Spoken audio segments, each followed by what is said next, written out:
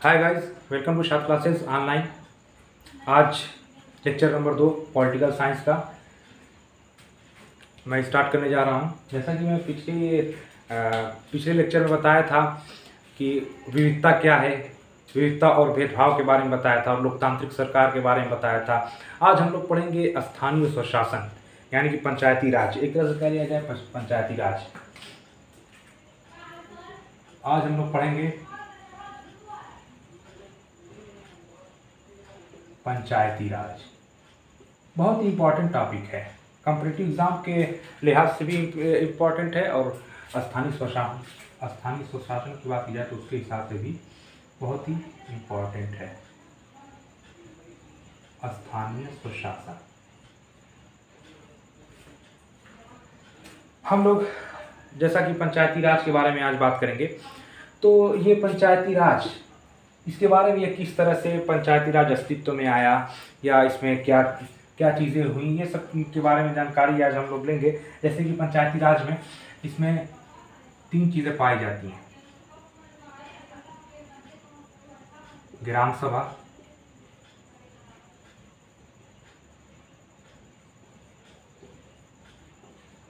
ग्राम पंचायत, पंचायत स्तर।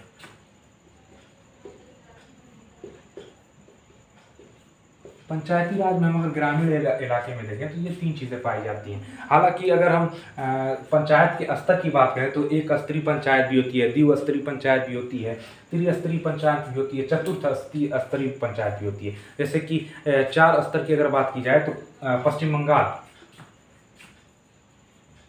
वेस्ट बंगाल में 4 स्तरीय है। यही सिर्फ अकेला एक राज्य है जहाँ पे 4 स्तरीय पंचायत पाई जाती हैं। और ग्राम सभा, इसमें अब हम लोग देखें तो सबसे पहले ग्राम सभा के बारे में देखें तो ग्राम सभा क्या है। ग्राम सभा किसी गांव के सभी वयस्कों की वह सभा है जिसमें जो 18 वर्ष की आयु पूरी कर चुका हो, वह व्यक्ति जो 18 वर्ष की आयु पूरी कर चुका हो और जो मतदान देने का अधिकार रखता हो और जिसका नाम मतदाता सूची में हो, वो ग्राम सभा का सदस्य होता है। ग्राम सभा सदस्य के लिए योग्यता क्या होती है?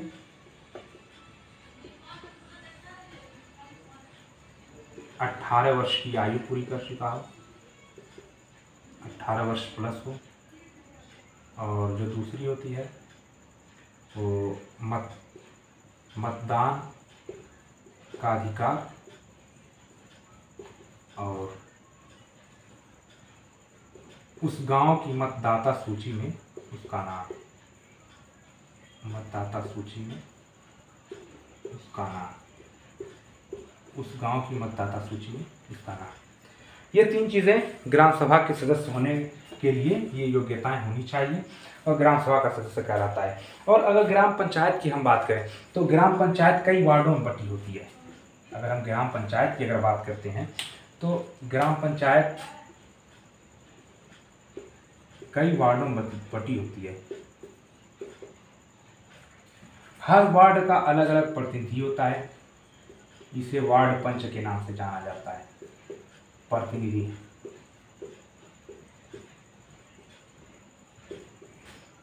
ये वार्ड पंच के नाम से जाना जाता है। और इसका जो एक प्रधान होता है, सरपंच जिसको बोलते हैं, इसका चुनाव भी जनता के द्वारा ही होता है। वार्ड पंच का चुनाव भी होता है और सरपंच का चुनाव होता है। सरपंच और वार्ड पंच मिलाकर पंचायत का निर्माण करते हैं। ग्राम पंचायत का निर्माण कैसे होता है? अगर निर्माण की बात करें तो सरपंच प्लस वार्ड पंच, इनको मिला के ग्राम पंचायत का निर्माण होता है। ग्राम सभा का बहुत बड़ा रोल होता है ग्राम पंचायत में। जैसे कि अगर कोई कार्य चल रहा है तो ग्राम सभा जो है, ग्राम सभा के प्रति ग्राम पंचायत जो उत्तरदायी होती है। ग्राम पंचायत अगर कोई कार्य करती है तो उसका जवाब देना पड़ता है ग्राम सभा को कि क्या काम कर रही है, किस तरह से कर रही है। ग्राम सभा जो है उस कार्य को देखती है कि ये विकास के लिए ठीक है कि नहीं है। इस हिसाब से ग्राम सभा का बहुत बड़ा रोल होता है ग्राम पंचायत में। पंचायत के स्तर की बात करें तो पंचायत कि अगर हम लोग स्तर की बात करें तो 3 प्रकार की पंचायतें होती हैं। जैसे कि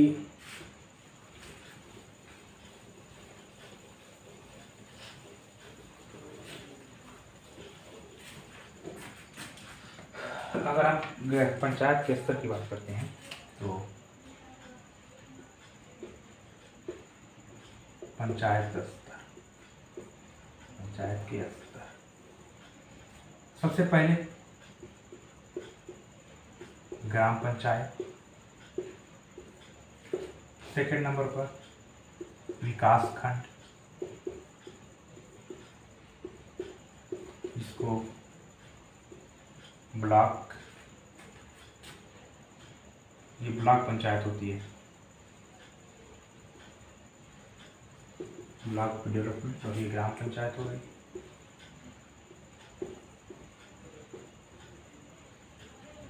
और तीसरे ऊपर आता है जिला पंचायत, या इसको जिला परिषद भी कहते हैं।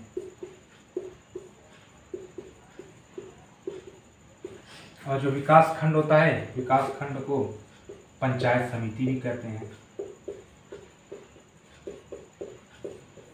पंचायत समिति भी कहते हैं। और इस तरह से 3 स्तर होते हैं पंचायत के। ग्राम पंचायत तो आप समझ गए होंगे, जो कि ग्राम पंचायत ग्राम सभा और सरपंच और वार्ड पंच से मिलकर बनी होती है। जबकि विकास खंड की अगर हम लोग बात करें तो विकास खंड ये ब्लॉक की होती है, ये ब्लॉक लेवल पर होती है, जिला पंचायत जिला स्तर पर होती है। और इस तरह से ग्राम पंचायत, इसके 3 स्तर होते हैं, ग्राम पंचायत, विकास खंड, जिला पंचायत। और ग्राम पंचायत में एक मेंबर और होता है जिसको सचिव कहते हैं, सेक्रेटरी। इसका चुनाव जो होता है ये सरकार द्वारा नियुक्त किया जाता है, इसका चुनाव नहीं होता है, सरकार द्वारा नियुक्त किया जाता है। और ये एक प्रशासनिक अधिकारी होता है, ये एक प्रशासनिक अधिकारी होता है, सचिव। और इसका काम क्या होता है, ये जो है लेखा जोखा रखता है, पंचायत का लेखा जोखा रखता है। और ये पंचायत को जो है ये बुलाता है, ग्राम पंचायत में जो है बुलावा देता है। और इसका काम होता है एक तरह से लेखा जोखा रखना, यानी कि उसका रिकॉर्ड रखना, सचिव का काम होता है, सेक्रेटरी का काम होता है। और विकास खंड हो गया, जिला पंचायत हो गया, ये 3 स्तर हो गए पंचायत के। अब हम लोग देखेंगे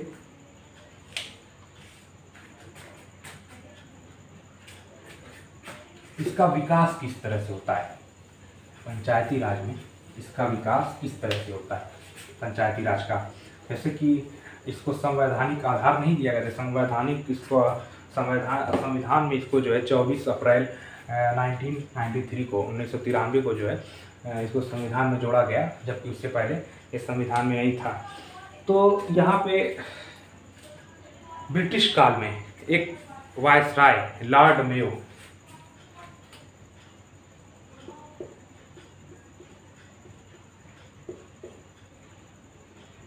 ने 1870 में इन्होंने क्या किया था कि ये नगर पालिकाओं में जो निर्वाचित प्रतिनिधि थे उनकी अवधारणा का प्रारंभ किया था।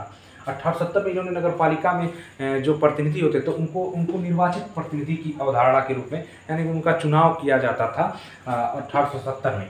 और इसके बाद एक आता है रिपन प्रस्ताव, जो कि बहुत ही इम्पोर्टेंट है। रिपन प्रस्ताव ये आता है 1882 में। इसे मैग्ना कार्टा कहा जाता है, स्थानीय स्वशासन का मैग्ना कार्टा।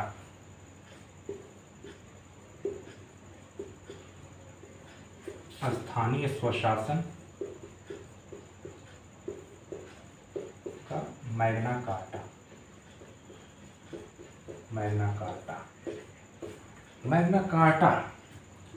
रिपन प्रस्ताव ये क्या था, रिपन प्रस्ताव में जो स्वशासन है उसका जो स्थानीय संस्थाओं के साथ साथ ग्राम पंचायत, विकास खंड जिला पंचायत, इसमें जो है प्रस्ताव रखा गया था जिला स्तर पर, जिला स्तर पर जिला बोर्ड का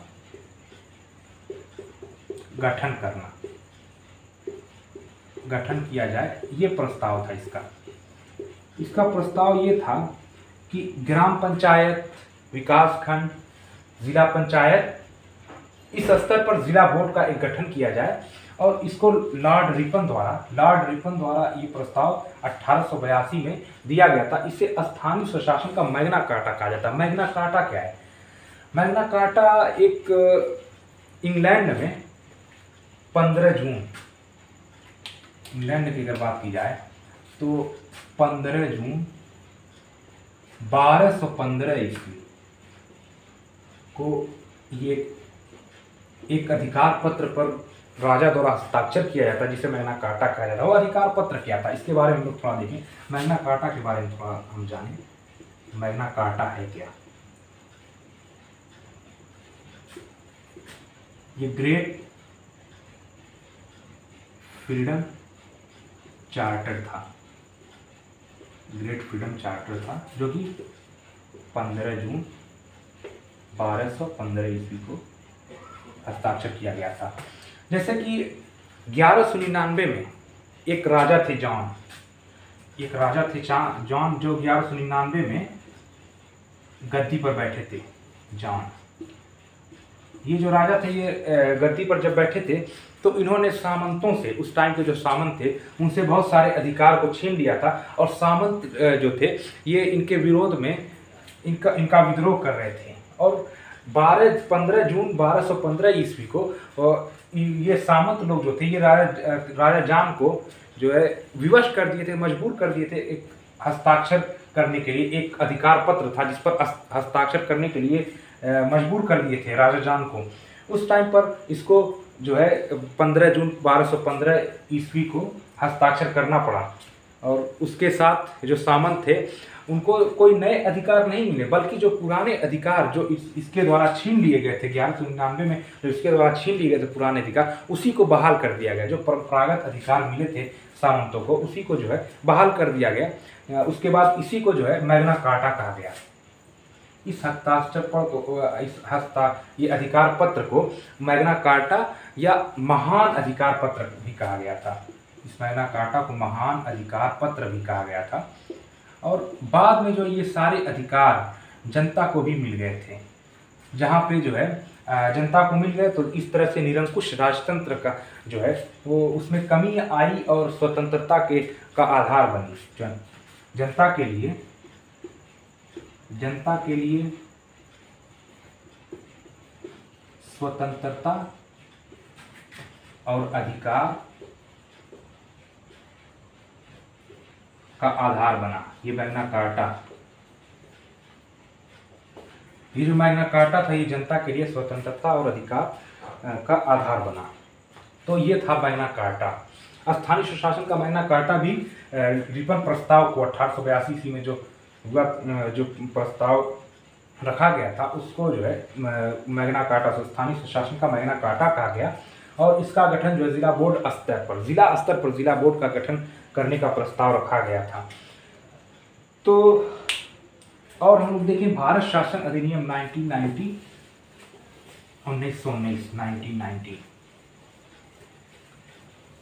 आई होप मेरी बातें समझ में आ रही होंगी।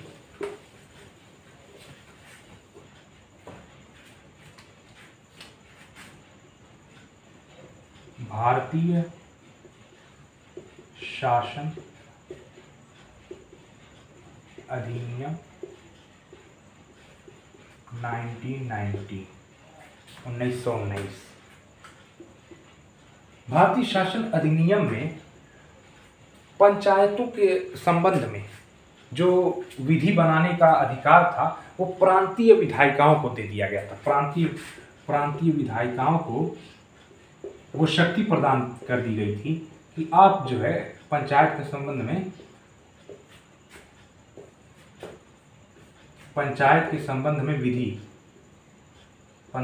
संबंध में विधि बनाने का अधिकार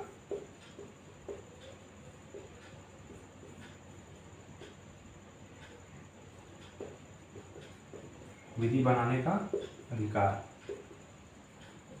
ये भारत शासन अधिनियम 1919 के द्वारा ये जो है दे दिया गया था। अब इसके बाद भारत शासन अधिनियम 1919 के बाद 1920 से लेकर 1930 तक पंचायत का गठन किया गया 5 प्रांत में। 1920 से लेकर 1930 ईस्वी तक 5 प्रांत, जिसमें से बिहार, मद्रास, बंगाल, असम और पंजाब, ये 5 प्रांत में थे जहां पे पंचायत का गठन किया गया था 1920 से लेकर 1930 तक। अब अगर हम बात करें स्वतंत्रता के बाद पंचायत की बात करें, तो स्वतंत्रता के बाद अगर इस पर देखा जाए तो 2 अक्टूबर 1952 को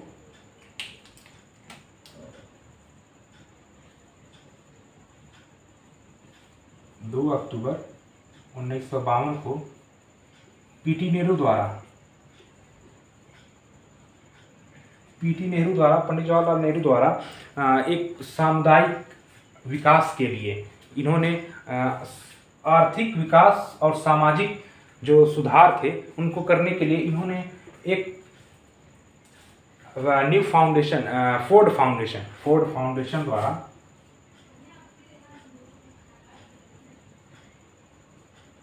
फोर्ड फाउंडेशन की सहायता से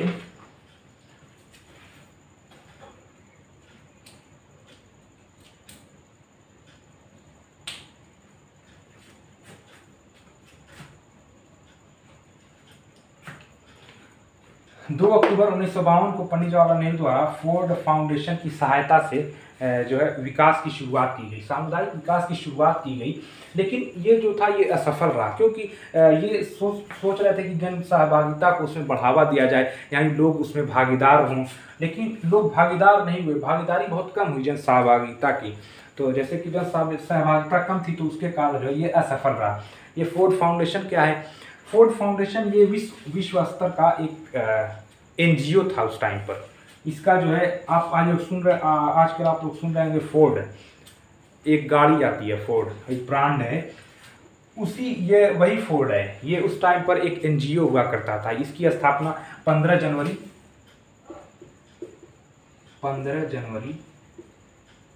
1936 में की गई थी।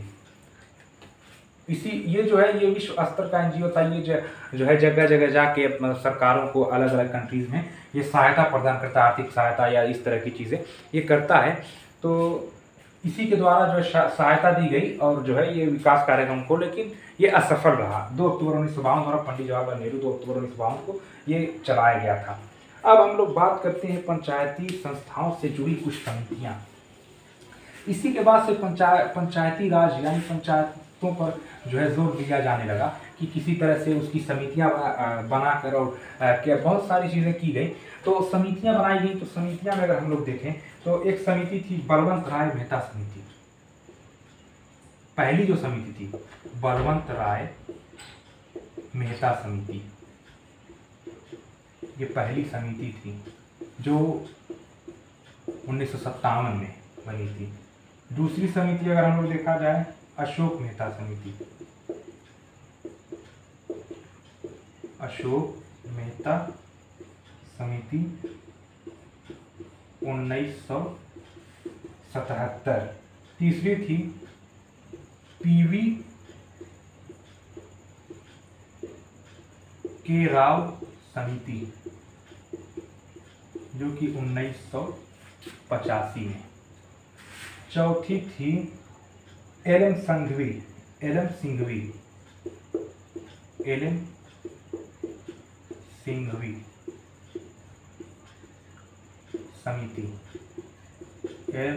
समिति। ये 1986। और एक थी पीके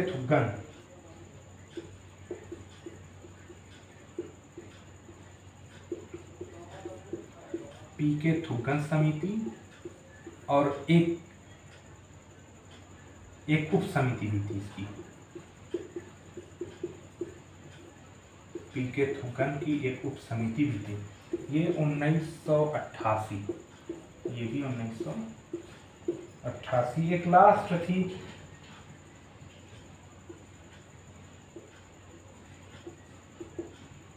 वीएन गाडगिल, एक लास्ट थी वीएन गाडगिल समिति। ये समितियां बनाई गई थी पंचायती राज से रिलेटेड। इन समितियों के बारे में हम किसी दूसरे वीडियो में पढ़ेंगे। फिलहाल में यहाँ पे पंचायती राज का जिक्र आ गया तो मैं बता दें कि इस तरह की समितियां बनाई गई थी कि पंचायती राज को बढ़ावा दिया जाए। और अगर हम लोग संवैधानिकता की बात करें कि संवैधानिक रूप कब दिया गया था, तो 1989 में कोशिश की गई थी उनके द्वारा। उस समय पर तत्कालीन प्रधानमंत्री थे राजीव गांधी। वर्ष 1989 में राजीव गांधी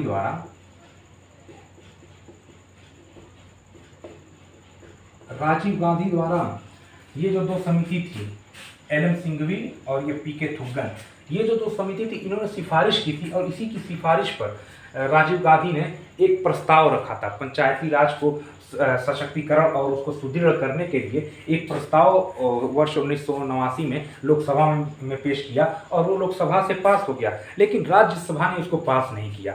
लोकसभा से तो वो पास हो गया, लेकिन राज्यसभा ने उसको पास नहीं किया। फिर क्या हुआ था, दोबारा वर्ष 1992 में पीवी नरसिम्हा राव, ये प्रधानमंत्री थे उस टाइम के, पीवी नरसिम्हा राव, इनके द्वारा क्या किया गया था, इनके द्वारा वो दोबारा पेश किया गया, लोकसभा में पेश किया गया और राज्यसभा में पेश किया गया और दोनों ने पास कर दिया। लोकसभा एंड राज्यसभा दोनों ने, ये 22 दिसंबर को और ये 23 दिसंबर को, 23 दिसंबर 1992 इसने पास कर दिया। पास करने के बाद अब ये 20 अप्रैल, उसके बाद लोकसभा और राज्यसभा ने 22 दिसंबर 23 दिसंबर को पास कर दिया और 17 राज्यों ने भी स्वीकृति दे दी इसको, यानी कि स्वीकार कर लिया। 17 राज्यों ने भी इसको मान लिया, इस प्रस्ताव को। और फिर 20 अप्रैल 1993 को राष्ट्रपति द्वारा हस्ताक्षर कर दिया गया। राष्ट्रपति द्वारा हस्ताक्षर। उसके बाद 24 अप्रैल 1993 को लागू कर दिया गया।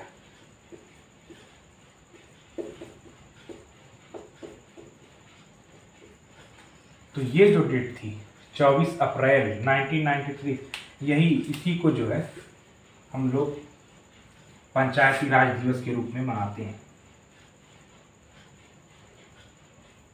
पंचायती राज दिवस के रूप में हर साल 24 अप्रैल को पंचायती राज दिवस मनाया जाता है, क्योंकि ये 24 अप्रैल 1983 को पूरे देश में लागू कर दी गई थी।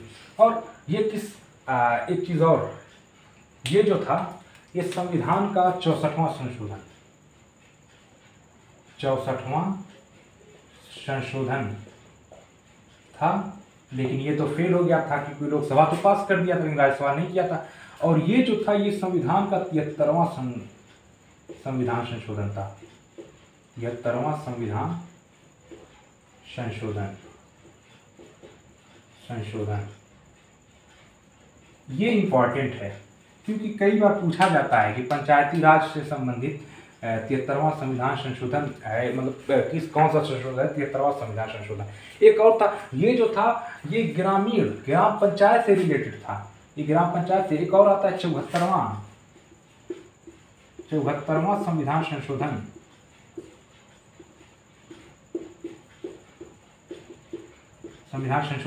ये जो था ये नगरों से रिलेटेड था, नगरों से संबंधित। ये याद रखने वाली चीज है। तो पहले क्या हुआ था, संवैधानिक रूप देने के लिए राजीव गांधी ने प्रयास किया। 1989 में 64वां संविधान संशोधन लोकसभा में प्रस्तुत किया, लेकिन लोकसभा ने पास कर दिया, परंतु राज्यसभा ने उसे अस्वीकार कर दिया, उसे नहीं माना। और फिर 1992 में फिर दोबारा कोशिश की गई पीवी नरसिम्हा राव द्वारा। इन्होंने 73वां संविधान संशोधन विधेयक पेश किया और लोकसभा ने भी पास किया और राज्यसभा ने भी 22 दिसंबर और 23 दिसंबर को पास कर दिया और 17 राज्यों ने भी इसको स्वीकार कर लिया, इसको मान लिया। और अंततः 20 अप्रैल 1993 को राष्ट्रपति द्वारा इस विधेयक पर हस्ताक्षर कर दिया गया और 24 अप्रैल 1993 को ये लागू कर दिया गया। इस 24 अप्रैल को पंचायती राज दिवस के रूप में हम लोग मनाते हैं। तो ये था कुछ पंचायती राज के बारे में। अब हम लोग जो है एक चीज और देखते हैं इसमें,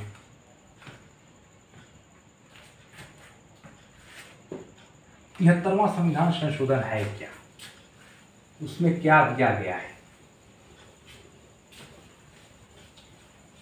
73वां संविधान संशोधन द्वारा कुछ चीजें उसमें ऐड की गई हैं। सबसे पहली चीज,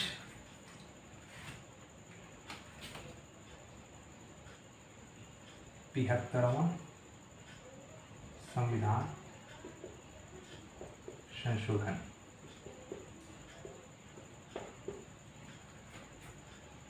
इसमें जो पहली चीज है कि इसका जो है प्रावधान अनुच्छेद 243 ए से लेकर के 243 ओ तक इसका प्रावधान किया गया है। इस प्रावधान में देखा जाए तो सबसे पहले ग्राम सभा का गठन और संरचना, इसकी बात आर्टिकल 243 से लेकर 240 ए में की गई है। और दूसरा था पंचायतों की संरचना और गठन, इसकी बात जो है आर्टिकल 243 सी में की गई है। अरे तीसरा था पंचायतों में आरक्षण का प्रावधान, आरक्षण का भी प्रावधान किया गया है। प्रावधान ये जो है आर्टिकल 243 डी में है, 243 डी में है। और 243 ई इसके जो है कार्यकाल से संबंधित है। और अगर कार्यकाल से संबंधित कहा जाए तो आर्टिकल 243 ई है। और सदस्यों की योग्यताएं, सदस्यों की अयोग्यताएं, क्या क्या अयोग्यता है उसका प्रावधान आर्टिकल 243 एफ में किया गया है। और अगर जी की बात की जाए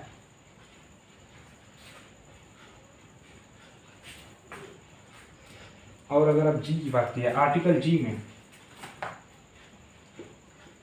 आर्टिकल जी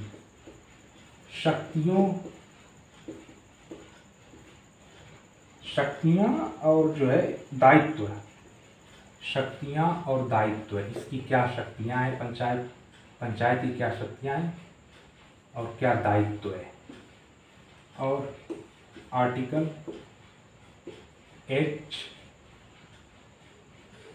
HIJ इसमें वित्तीय प्रावधान किए गए हैं।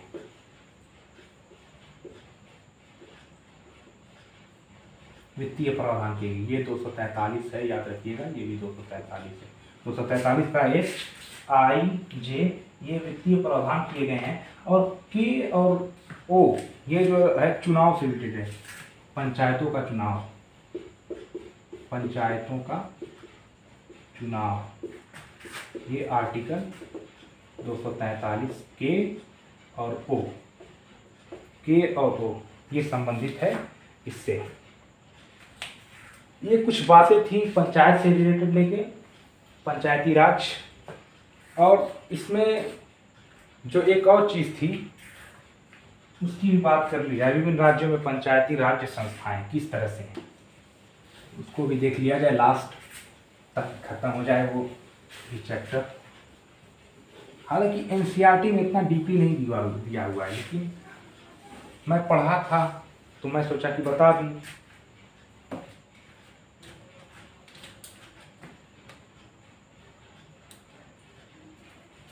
एक मिनट,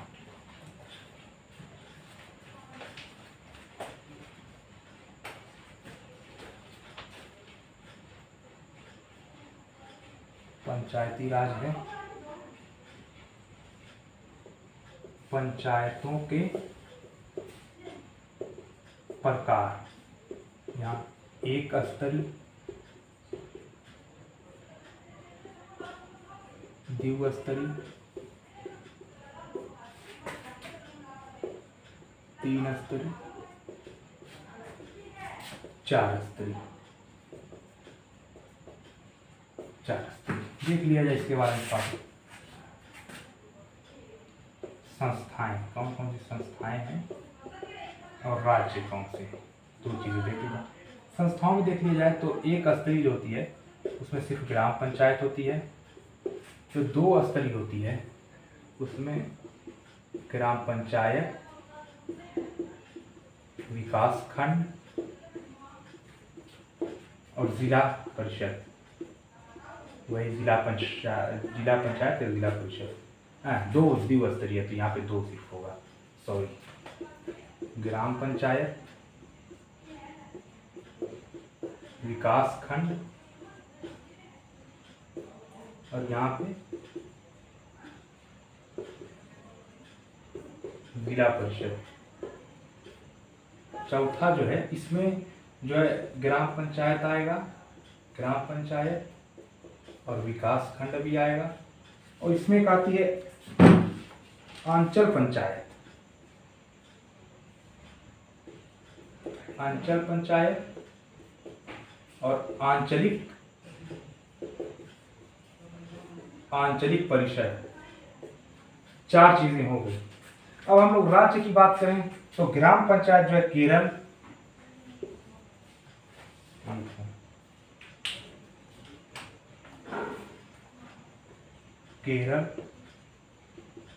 जम्मू एंड कश्मीर, त्रिपुरा, मणिपुर, सिक्किम, त्रिपुरा, मणिपुर, सिक्किम। और अगर हम द्विस्तरीय की बात करें, ग्राम पंचायत और अगर विकास खंड की बात करें तो ये असम, उड़ीसा, मध्य प्रदेश, कर्नाटक, हरियाणा, मध्य प्रदेश, कर्नाटक, हरियाणा। और अगर ग्राम पंचायत, विकास खंड, जिला परिषद यानी तीनों स्तर की अगर बात की जाए तो उत्तर प्रदेश, बिहार, महाराष्ट्र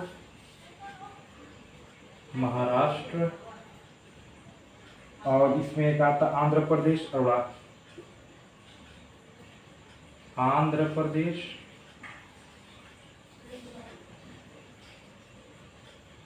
हिमाचल प्रदेश,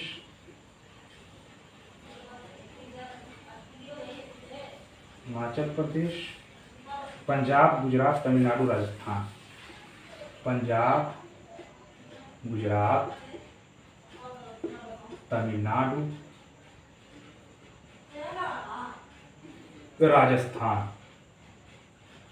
और ये अगर इसकी बात की जाए तो ये सिर्फ वेस्ट बंगाल यानी पश्चिम बंगाल में ही सिर्फ पाई जाती है इस तरह की पंचायतें, और कहीं नहीं पाई जाती हैं। चार स्तरीय पंचायतों की बात की जाए तो ये था कुछ पंचायतों पर।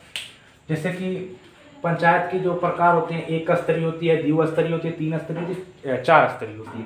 एक स्तरीय में बात की जाए ग्राम पंचायत, द्विस्तरीय में ग्राम पंचायत विकास खंड, तीन स्तरीय में ग्राम पंचायत विकास खंड जिला परिषद, और चार स्तरीय में ग्राम पंचायत विकास खंड अंचल पंचायत आंचलिक परिषद। अगर हम बात करें ग्राम पंचायत तो ये केरल, जम्मू कश्मीर, त्रिपुरा, मणिपुर, सिक्किम ये 5 जगह पर पाई जाती है इस तरह की पंचायत। अगर द्विस्तरीय की बात की जाए, ग्राम पंचायत और विकास खंड, तो असम, उड़ीसा, मध्य प्रदेश, कर्नाटक, हरियाणा, ये भी एक तरह से पाई जाती है 5 जगह पर। 3 स्तरीय पंचायत की बात करें, ग्राम पंचायत, विकास खंड, जिला परिषद, ये यूपी, बिहार, महाराष्ट्र, आंध्र प्रदेश, हिमाचल प्रदेश, पंजाब, गुजरात, तमिलनाडु, राजस्थान, इन सब जगहों पर 3 स्तरीय पाई जाती है। अगर 4 स्तरीय की बात की जाए, यानी ग्राम पंचायत, विकास खंड, अंचल पंचायत, आंचलिक परिषद, तो वेस्ट बंगाल में पाई जाती है। तो ये था पंचायतों का विकास, किस तरह से पंचायत का विकास हुआ। पहले तो ये सबसे पहले रिपन प्रस्ताव से आई थी, रिपन प्रस्ताव, जिसे स्थानीय स्वशासन का मैग्ना कार्टा कहा गया था। 1882 में वो प्रस्ताव पेश किया गया था। फिर धीरे धीरे ये चीज़ें आई। उसके बाद इसको जब संवैधानिक दर्जा दिया गया तो 24 अप्रैल 1993 को ये लागू किया गया, जिसे पंचायती राज दिवस के लिए तो मनाया जाता है। 24 अप्रैल को पंचायती राज दिवस। आज की क्लास में इतना ही। उम्मीद करता हूँ आपको समझ में आया होगा। थैंक यू, शुक्रिया। मिलते हैं नेक्स्ट क्लास में।